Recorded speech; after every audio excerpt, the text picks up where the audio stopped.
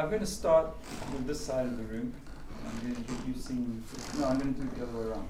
Start with this side, and I'm going to get you singing predominantly the bottom line harmony, and then I'll come back to this side, and we'll see if we can get the next part of the harmony working on top of it, and then we'll go from there. So I'll sing the harmony, and you just fall in with me as you feel the natural inclination to do so. So it goes like this. Ai-ya-o, ai-ya-o, ai-ya-o, ai-ya-o, ai-ya-o, ai-ya-o. Keep it going. Ai-ya-o, ai-ya-o, ai-ya-o, ai-ya-o, ai-ya-o.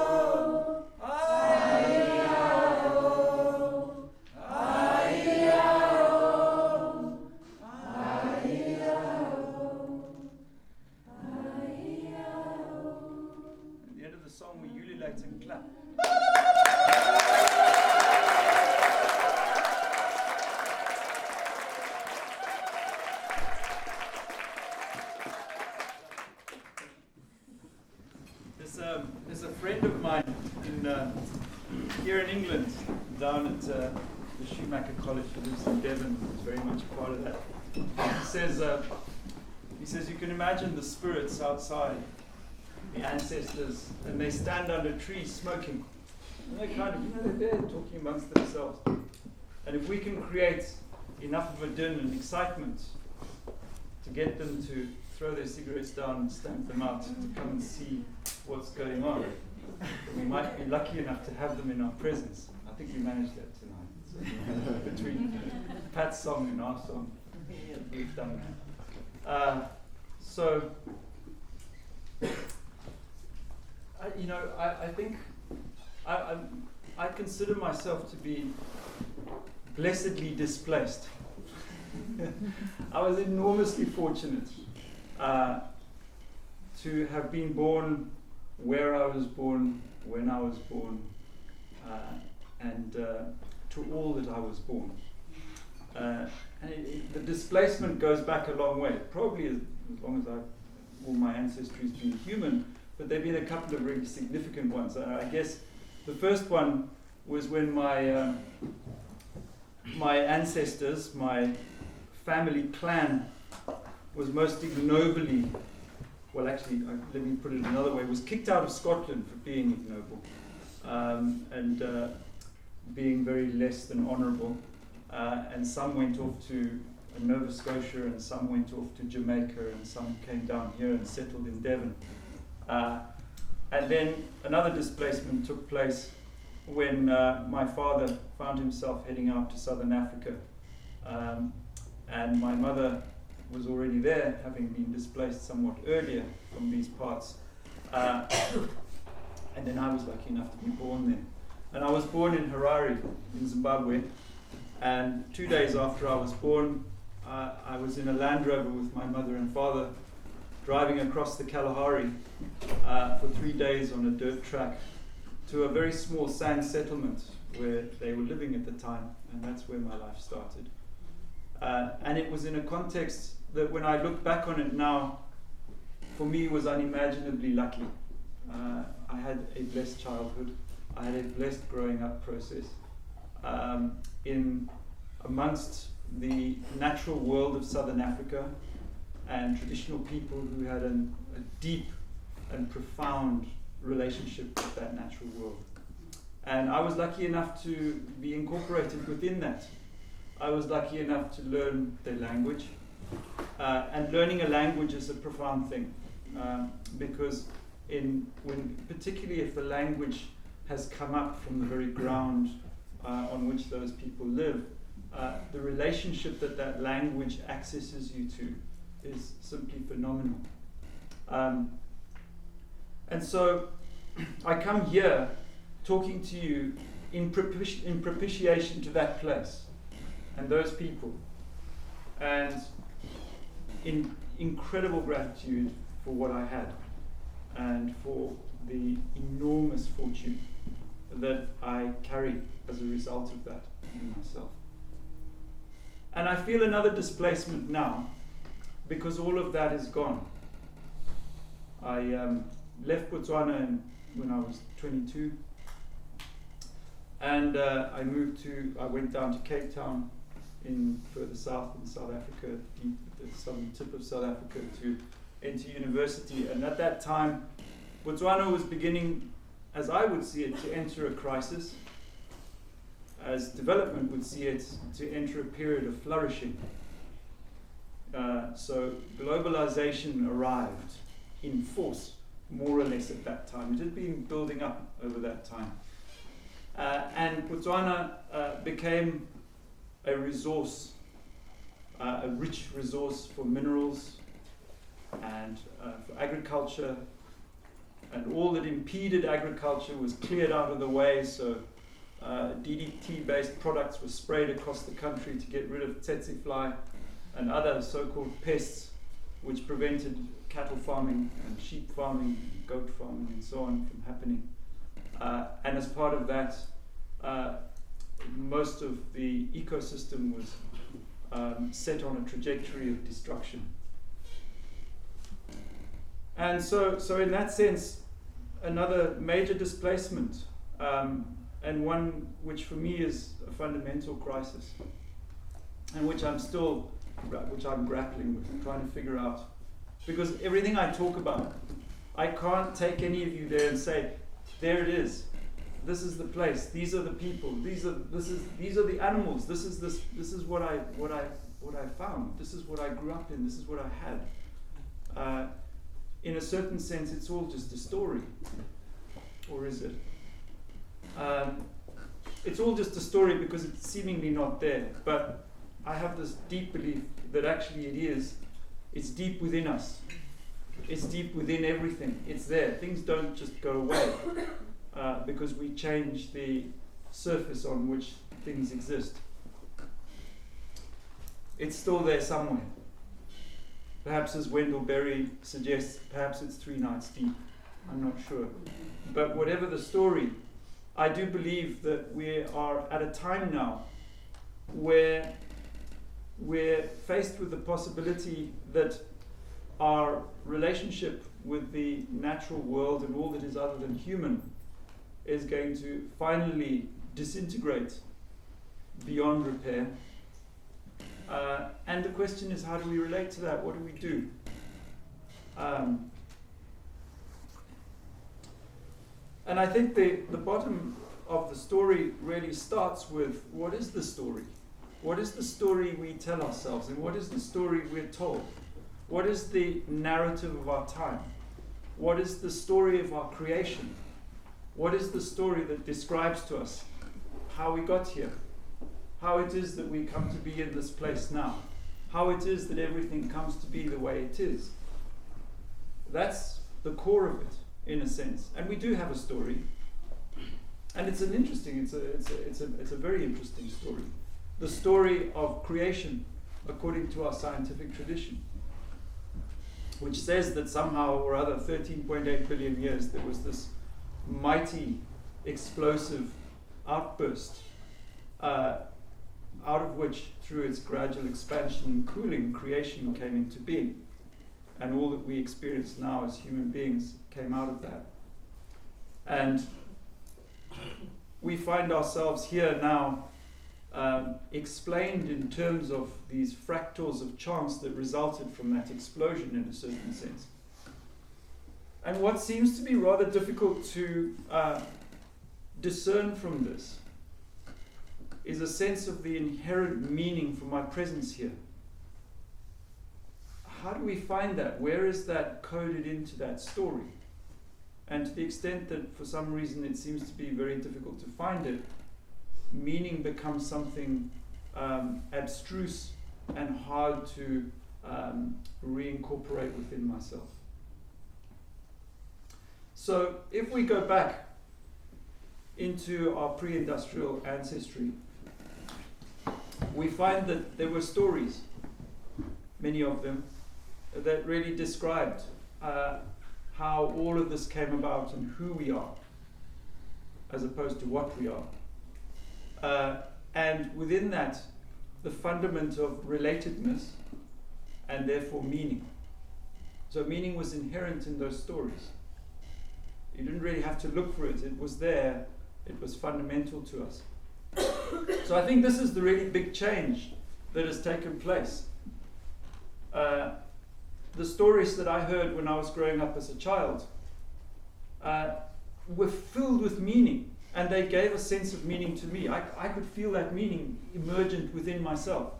I could feel my relationship with everything, and I could feel my place in that relationship. I could understand it at a deep level beyond my mere cognition. It was something that was fundamental to existence in some sense. And when I went out into wilderness, there was a sense of language within that narrative that allowed me commune with the world that I was interacting with. There was a way of communicating, and thus a relational interactiveness that took place that created symbiosis, not just between me and the place that I found myself, but within the collective that I was in and the place we found ourselves in. And I believe that this is what we really suffer the great loss of presently. So in those times when a child was born, there was a very important process that happened. First of all, quite a long time before the child was born, the pregnant mother was incarcerated in a hut. She went into seclusion. And only the midwife and a couple of other women had access to her in order to keep her supported and going. At the point where the child was about to be born, there would be a great gathering, often outside. And the child would come out into the world. And the first thing that would hopefully happen is that the child would let out a great wail. And the wail would be answered by a cacophonous wail from outside. And in that moment, I suspect, relationship and a sense of belonging was established. This is a part of our spirit. So traditional people say that at that moment, carried on the breath, a part of our spirit comes into the world. And it lets out this wail, in the Zulu tradition referred to as sidumo. It lets out this great wail. And its spirit in that moment is seen. That proclamation is heard. And it's answered. And all life has this quality of spirit. There's a reason that the baboon sits up on the rock and barks. There's a reason that when seagulls fly, they caw and crows. There's a reason why blackbirds and jackdaws and all the other creatures have sound. There's a reason why rivers roar and oceans thunder, and why the thunder rumbles across the sky unabashedly. It's proclaiming its presence, it's proclaiming itself, and in its proclamation it is in turn heard, and it becomes part of the commune of our existence, of all existence. Its sense of belonging is established, and its sense of participation is, in a sense, unified with the rest of creation. So this little rite of passage essentially was the first rite of passage that a child ritually, in a certain sense, went through, where the child's spirit, of its own accord, announced its presence, and in turn was heard. And after that, it was permissible for a few more people to come into the hut and introduce themselves to the child. And this went on for a period of about 7 or 8 weeks. And then after about 7 or 8 weeks, the father was allowed in. He was the first man allowed in, along with the maternal uncle. And at each point at which anybody was introduced to the child, another rite of passage, in a certain sense, would happen. A ritual would take place. It wasn't just oh, here's your dad, here he is. No, it was a big deal. And there'd probably be more wailing and answering and carrying on. Because the Sidumo, that part of the spirit, needed once again to proclaim itself. When it felt itself in its father's arms, a foreign place, it would wail. And the father would have to, in some sense, respond. And others around would have to be in unison with that response. And at each point this happened, at each point these introductions happened, that sense of belonging becomes strengthened. That sense of, this is the place I have come to, and I have come into commune. I have come and I am heard. I am seen. I am felt. My presence is felt. And I become, in a sense, part of the great commune of sound, as Kabir might say, part of the great sound. The great sound being creation itself. My voice becomes part of that. So not only am I being introduced to my little community here, my immediate family, but I'm also proclaiming my presence in the presence of the great sound. I'm finding my universal relationship at the same time. And then there comes the point where mother and child come out of the hut and they're taken to the ash pit. Seems like a bit of a strange place to go, having come straight out of the hut. The ash pit is a tremendously sacred place in traditional culture in southern Africa. It's a place behind the hut where all the ash from the hearth fires is thrown. But ash is a very sacred thing in those traditions. Ash is a symbol of the fire, the great fire of creation cooled down to become earth. So in a certain sense, it is the marriage, it is the result of the marriage between cosmic male or fire and cosmic female or earth. The two come together. And so at the ash pit, there's a ritual that's done. There's a process. There's a rite of passage in which the great father and the great mother are brought to witness the child. And the child must wail again. And does, usually, because it's probably cold out there and uncomfortable. But the wailing is induced, and the wail becomes this proclamation, and it's answered once again. It's answered. It's answered by the wind. It's answered by the great sounds that happen in the natural world. It's answered by the rest of the community. And the spirit grows through that. And as the spirit grows, another component begins to happen, which is what traditional people recognize as the second part of the spirit.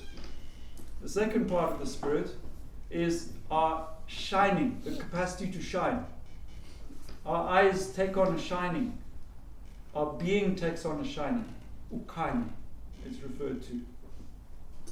And that comes when a sense of internal well-being is nurtured, when the vitality of self is given expression, and when the flow of all that is part of the great sound begins to move through and back out of me.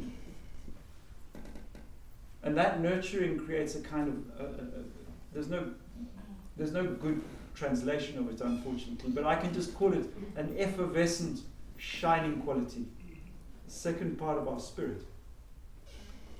And when that happens, as we begin to grow through our childhood, if all of this is being nurtured, if all of this has happened, if all of these rites have taken place, and I've found my place and I've been heard and I've been nurtured in the way that I need to, there's another quality of my spirit that begins to emerge. And that quality, unfortunately, has, again, no decent translation. But let me call it auspiciousness. Auspiciousness simply means I fall into flow. Things begin to move in a way of a certain kind of effortlessness. And that's a part of my spirit, believe it or not. And then if that happens, when I become a young adult, and things begin to change in my physiology and the rest of the community recognizes that those changes are going on, then there's a very important process that has to happen. I have to, if I'm a male, be taken to the hills, because the hills are the place of the male. And if I'm a female, I have to be taken to the river, because the river is the place of females. And we go out into the wilderness, to the hills, and we go out for a period of time, anything from a few months to a few years. And this is one of the first major rituals since my birth. So there have been a lot of little rites of passage that go through my birth, each one nurturing aspects of my spirit.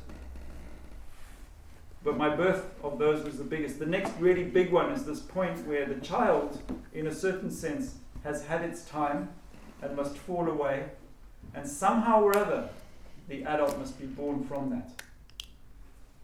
Like the phoenix rising from the ash, because that's what happens to the young adolescents initially, is they're taken and all their clothes are removed and they're rubbed with goat fat, and then they're showered with ash and kaolin. So they're these white ghost-like figures. And when that happens, the rest of the community knows they're no longer part of the community. They're neither adult nor child. They're in the other world. And they're taken out into the wilderness. And in that time, they're put through a whole range of different things. They're put into different contexts in relation to the natural world. And they're introduced to the natural world in very specific ways. And in that introduction, and more importantly, in that immersion, this transition, this enormous transition from being a child to becoming an adult can take place. That happens for the young men out in the hills, and a slightly different process happens for the young women down at the river. I'm not allowed to know anything about that, so unfortunately I can't say anything about it. But we can be sure a process goes on of a similar kind there. But for young men out in the wilderness, they have to, in a certain sense, be initiated into relationship with the natural world in such a way that in the future they'll be able consistently to invoke that relationship, to immerse themselves in that relationship, to be fed by it and to feed back into it, more importantly. And this is a big deal. And a fourth aspect of their spirit is nurtured in this time. Very difficult to translate, unfortunately, again. It's kurumelo. Kurumelo means a lid or a closing thing. But actually, I think the best way of translating it is turgidity. So, turgidity, how to describe that? Well, imagine a plant growing in the soil. Now, when you pull that plant out of the soil, it wilts. And it loses its turgidity. If you put it in water or you plant it back in the earth, hopefully it regains its turgidity. It's a kind of inner strength. So out there in the wilderness, their turgidity is nurtured. And in so doing, their sense of self, but self in commune, in relationship, is nurtured. And then at some point, they're brought back into the village and reintegrated into the village and recognized for who they have become. Recognized, and they're renamed at that point as well. And the reason for this is because the name is an invocation. And the understanding is that while a child, there's a certain probation going on. Infant mortality rates were very high in the early days. And so it was clearly understood that when a child came into the world itself, the natural world and everybody else, and the child had to decide whether this is something that can go ahead or not. And if it wasn't, the child died. But if it was, the child got to the point where he or she could go through this rite of passage. And that rite of passage was a significant one because it was very simple. You went out into the wilderness and you died as a child, and you either came back as a man or you physically died. That was the deal. There was no in between of that. And that was very important because if indeed you made it back, it was very clear that life and you were going to happen. It was very clear that you had a place and you were given a name. And the name would usually be found by you out there in the wilderness in relation to the wilderness. In other words, in a certain sense, it would be given to you by the wilderness, not by another human being. And you would return for this name, and forever after, whenever anybody invoked that name, those 4 levels of your spirit would immediately come awake and be present, be invoked. And your potency within that would come into being. So that name was very important. And if all of this went well, and you now find yourself an adult in the adult community, and you worked at the practices, and I'll speak a little bit more about these, that nurture those 5 levels of spirit, because there were practices to keep it going. You know, they were invoked through your childhood, and once you were an adult, it was incumbent on both you and the community and your relationship with everything to nurture those components of yourself, to keep them going, to bring them into life constantly, so that they didn't lose their life force in a certain sense. So you were constantly nurturing your capacity to proclaim yourself through your voice, by singing and by participating in song, and by emulating the natural world in your song, and by invoking the natural world within yourself, and by having yourself invoked within the natural world, and finding that interactiveness, that circular sense of belonging that comes out of that. And you'd be working consistently on this internal shining. And there were practices specifically designed that would help you do that the people of those traditions had found. And they said, well, you know, if you go into the natural world and you sit there in a state of vulnerability. In other words, you don't go there with, well, these days, your caravan, you know, all your accoutrements, and you just transplant the human world there into the natural. But if you go stripped of all of that, if you go in your pure vulnerability, as you came into the world as a child, as best you can, and you simply vigil presence there, then you feed this part of yourself. And in turn, all of who you are feeds back into the environment in which you find yourself. So that symbiotic relationship is deeply nurtured and strengthened in that process. And also, if you, in doing these practices, you are building one aspect of your spirit on the next, which in turn built on the next, and so on. So when this happened, you would know that things were working, and you would know that your nurturing was doing what it needed to do if things became, in some sense, effortless.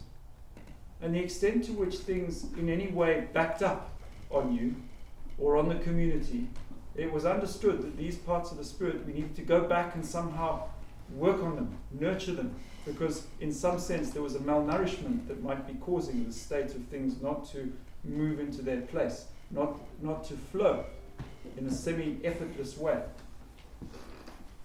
Now we can get into the finer semantics of effort and all the different forms of effort, because of course life is always an effort.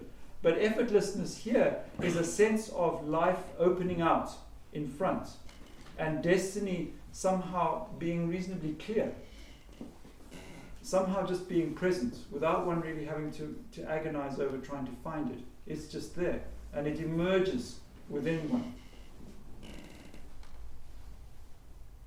If all of this goes really well, and you've done what you're supposed to do, and I have to tell you, you can't do it on your own. A whole community is involved. No, not a whole community. The great sound is involved.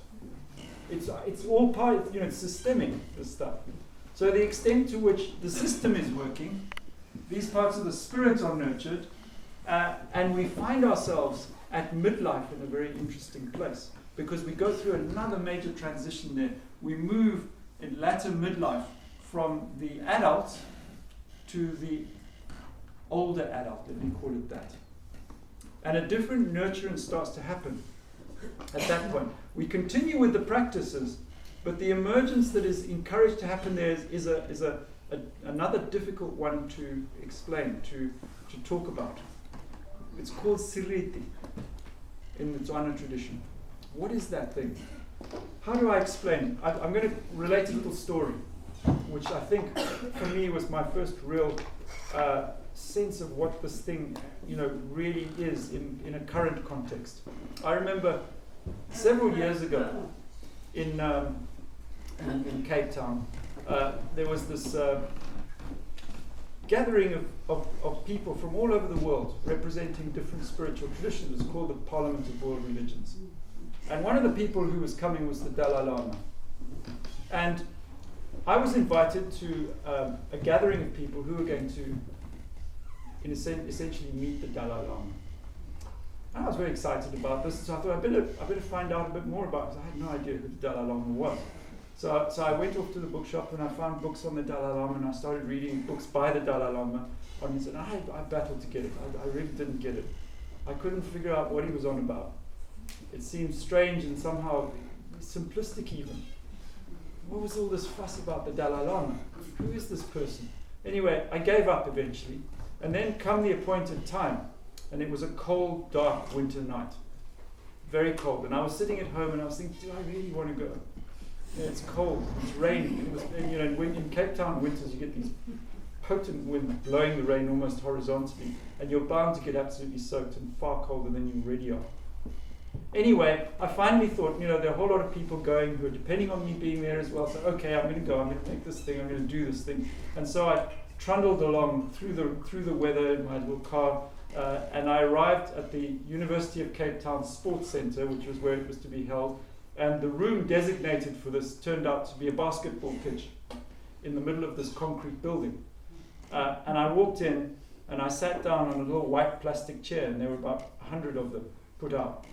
On this, and I sat down on this little plastic chair, and the other people sort of filed looking equally bedraggled, and we all sat down there, and the strip neon lighting and the floodlights were on us. And the whole place couldn't have been less spiritual if you tried. And at the front there were these boxes. And there was a bunch of plastic flowers on the one side, three white plastic chairs in the middle. And there was another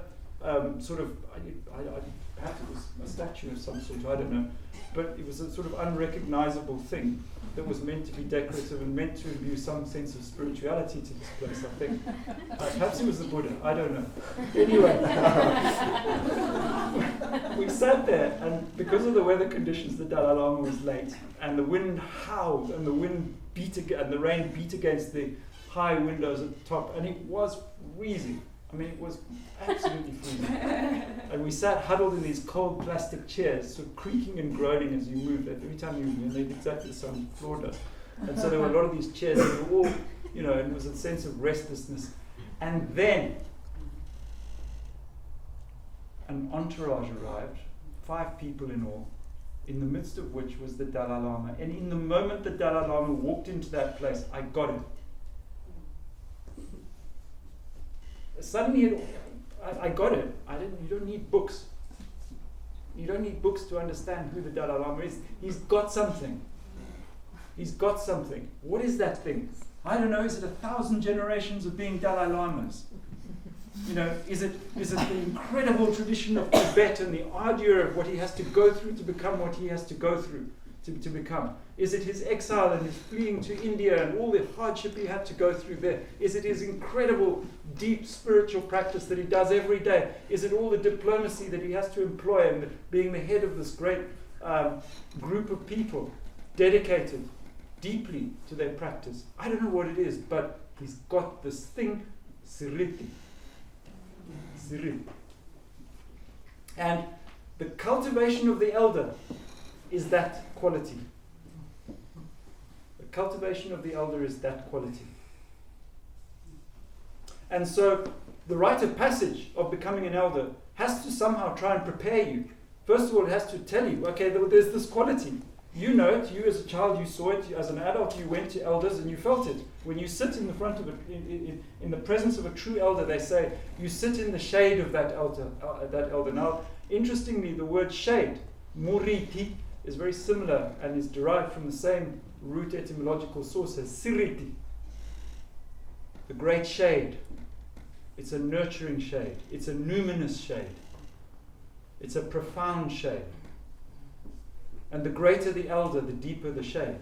It's a coolness, a spiritual coolness, like an ancient temple.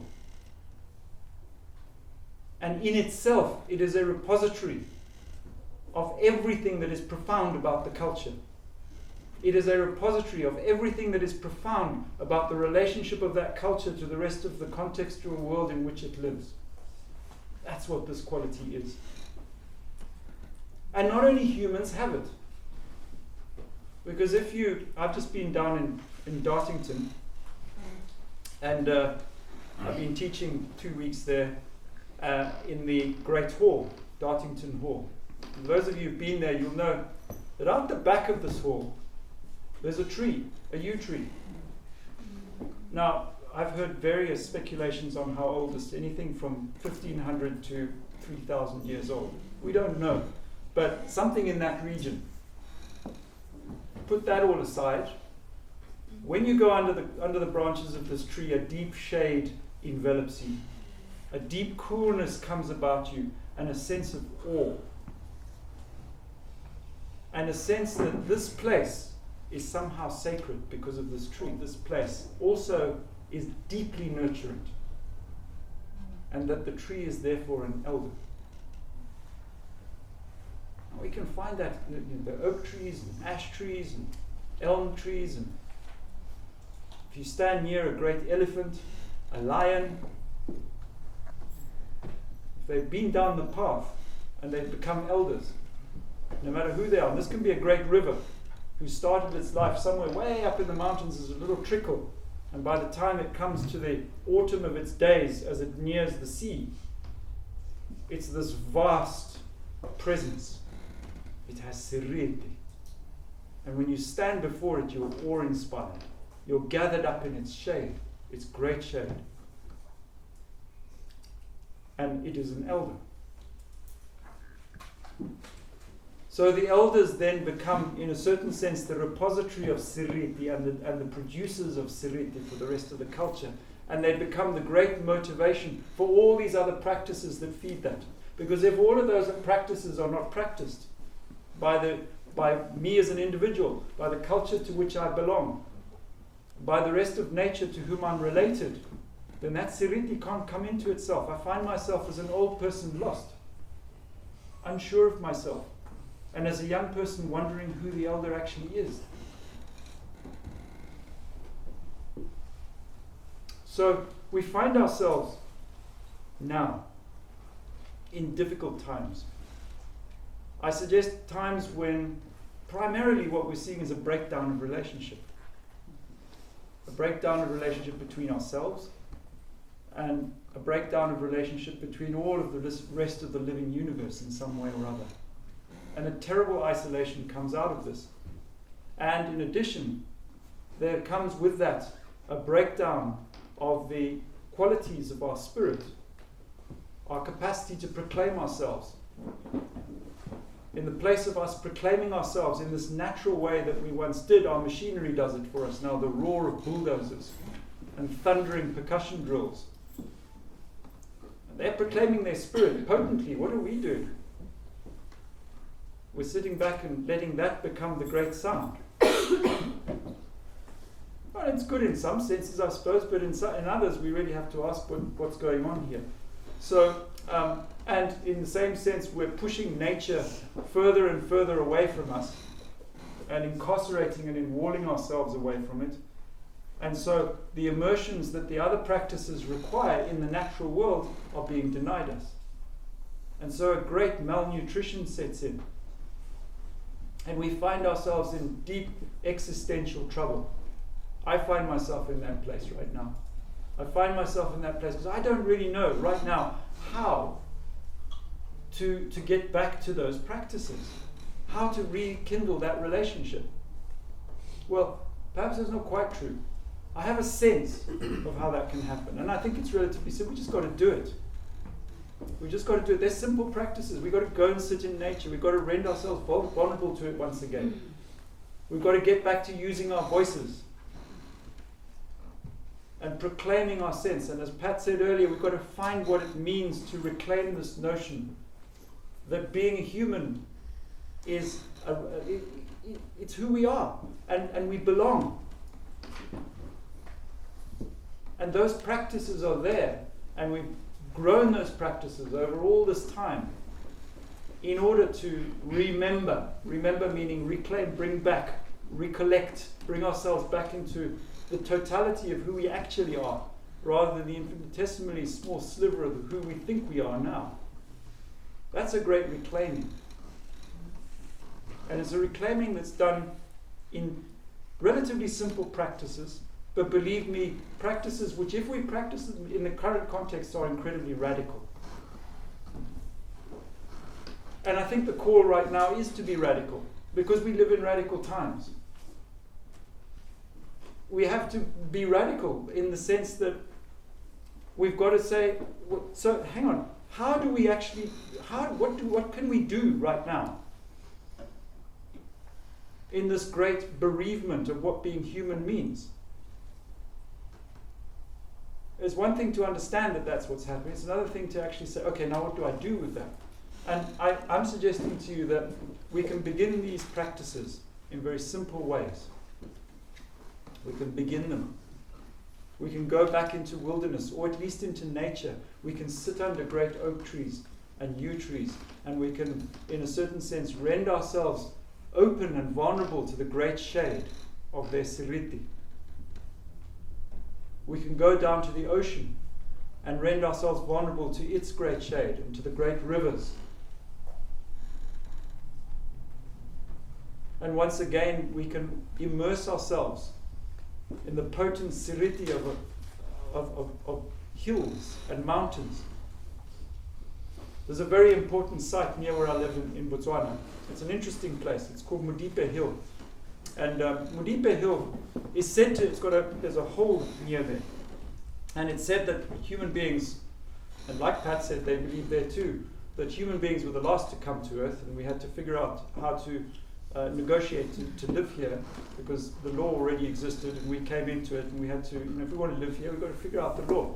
And so we had to go into nature and ask those questions. What are we supposed to do here? And nature would tell us in different ways if we went in there with that capacity for vulnerability and perviousness. Anyway, so this creation site sits right beneath a great hill. And when you ask people in southeastern Botswana, where did everything start? They point to that hill. They said, that hill there, that's where it started. Now, something's really wonderful about this, because for most of us, we can say, well, where did everything start? And we say, well, I don't know, there was a big bang somewhere. Somewhere, maybe it was out in distant space, or, if we believe in omnicentrality or omnicentricity or whatever it's called, maybe it's somewhere here, but it's very hard. You can't point to it and say, well, there's the place. But imagine if we could point to a place and say, there, that's where it all started, that hill there. And imagine if we could go to that place to see commune, right to the very oldest of our ancestors, to that particular hill, which, by the way, scientists, geologists who arrived in Botswana the last 35 or so years, took some core samples from that particular hill, among many others, and the hill turns out to be 4,680 million years old. In actual fact, it turns out that hill is the oldest rock on Earth so far discovered by human beings, and the date of the Earth was by that hill. So Mudipe Hill, that's the place. So that's where you go and make your prayers to the ancestors. That's where you go and take your offerings. It's there, that place. How amazing if you've got a place where you can do that, where you can bathe in that great siriti, that shade, beneath this hill. And believe me, that hill's got siriti. When you sit beneath its shade, you are in the numinous in a way that is inexplicable in words. Where are these places? Every tradition had them. Everyone. At one time we could point to a place and we could say, that's the place. There it is. That's where our ancestors are to be found. Our oldest ancestors, the rocks themselves, the stardust from which we were created, there. And we can go and make our offerings, and we can go and sing our songs. And we can go and ask to be part of the great commune of the great sound in those particular places. That's a profound practice. Profound practice. In the meantime, we can go and sit under the yew tree and we can make our offerings.